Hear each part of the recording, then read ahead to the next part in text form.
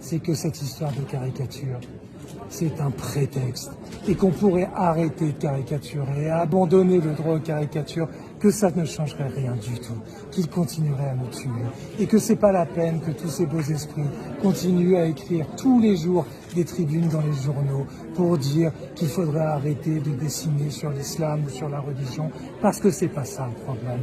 Je l'ai dit, en Autriche, il y a eu un attentat. Il n'y a pas de Charlie Hebdo en Autriche. Il n'y a pas de caricature en Autriche. C'est un pays qui réprime le blasphème. C'est même pas un pays laïque. C'est même pas un pays à passé colonial. Et ils ont des attentats. Et au Mozambique, il y a quelques semaines, on a décapité 50 jeunes musulmans. Et c'est Al-Qaïda qui l'a fait. Ils n'étaient pas en train de dessiner le prophète et ou de lire Charlie Hebdo. Et il y a 4 jours au Nigeria, on a tué 120 musulmans. On les a ligotés et égorgés. Et c'est Boko Haram qui a fait ça. Alors qu'est-ce qu'ils ont à dire, tous ces beaux esprits? Qu'est-ce qu'il faut abandonner là, en Autriche, au Nigeria ou au Mozambique pour ne pas être tués?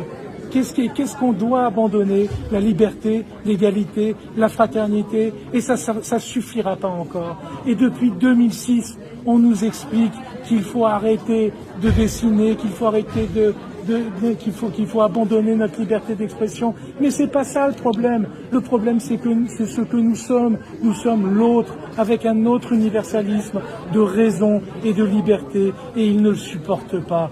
Et on n'a pas il n'y a aucun salut dans le renoncement, il n'y a aucun salut dans la lâcheté, et il n'y a aucun salut dans l'obscurantisme. Et oui, l'obscurantisme a gagné depuis que Jacques Chirac, Dominique de Villepin et bien d'autres, et de manière bien plus grave et je parle évidemment de Rokhaya Diallo et de Virginie Despentes et de Daniel Obono, nous ont mis des cibles sur le dos en nous disant qu'il y aurait de la discrimination d'État, qu'il y aurait une victimisation, qu'il y aurait de l'humiliation institutionnalisée, parce que c'est ça qui nourrit la terreur, la violence, la haine, et c'est ça qui fait au final des